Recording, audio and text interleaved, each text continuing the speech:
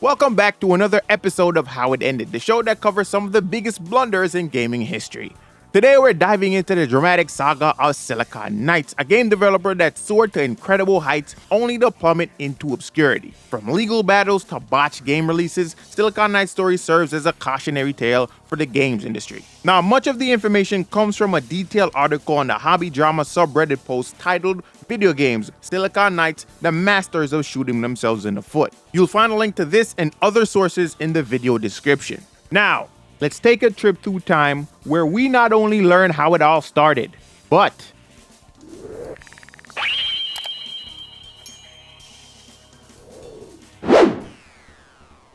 founded in 1992 by Denis Dyack in St. Catharines, Ontario, Silicon Knights emerged in a time when Canada had almost no presence in the games industry. The team was small, less than 10 people, and their early projects were ambitious hybrids of strategy and RPG mechanics. Their first game, Cyber Empires in 1992, blended turn-based strategy with top-down real-time combat. You'd race cyborg armies, build structures, and conquer territories risk style. And you had the option to let battles auto-resolve or take control of the combat directly.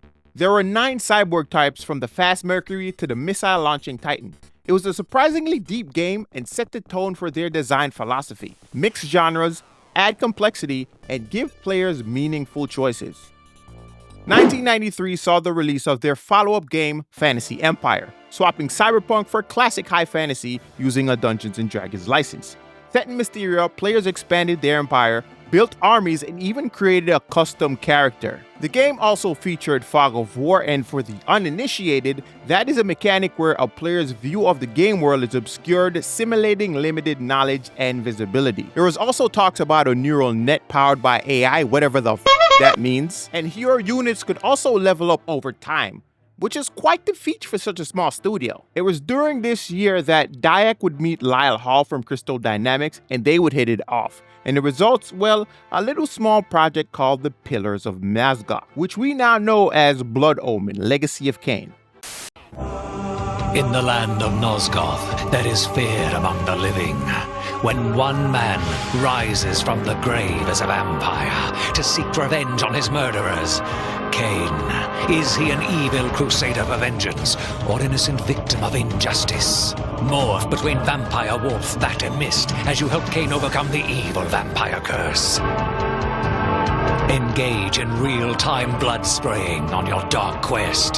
Tank up on innocent villagers, but beware the bad blood.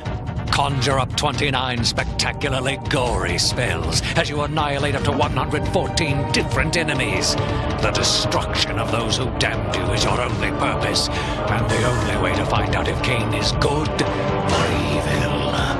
With unparalleled action and role-playing, you're primed for over 120 hours of sword-swinging, blood-chugging adventure. Blood Omen, Legacy of Kain. Available for PlayStation from Crystal Dynamics and Activision. Legacy of Kain was a gothic fantasy action RPG for PlayStation, released in 1996, and was praised for its voice acting, complex narrative, and dark themes. Blood Omen was a success.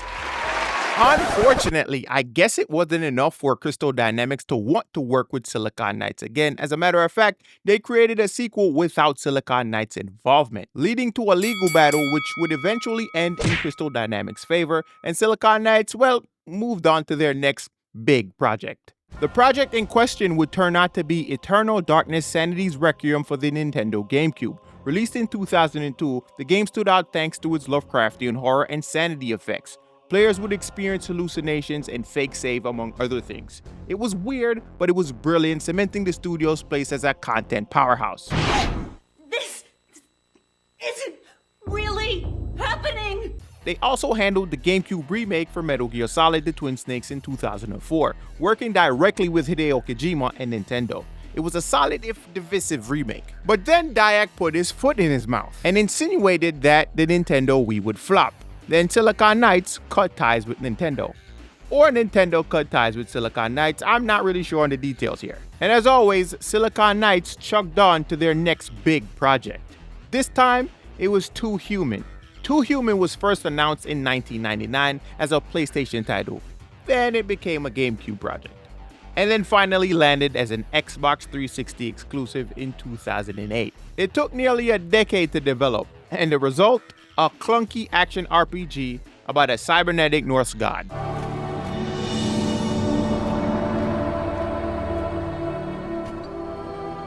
Lord Balder, Lord Heimdall has requested your presence within his hall.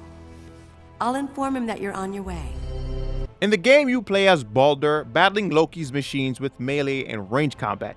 The game offered class customization, skill trees, loot drops, and alignment systems. But players hated the controls, especially the right stick combat system and the camera. The game reviewed horrendously. James Sterling of Destructoid wrote, "Too Human is a creator's perfect vision. It's just a shame that the vision is absolutely terrible and should have never been turned into a video game. Ouch." Things would start to head downhill for Silicon Knights from here. In 2007, they sued Epic Games for failing to provide a functional Unreal Engine 3. They claimed that Epic sabotaged licensees to give their own games an advantage. Epic then countersued, saying that Silicon Knights had copied Unreal Engine 3 codes into their own engine.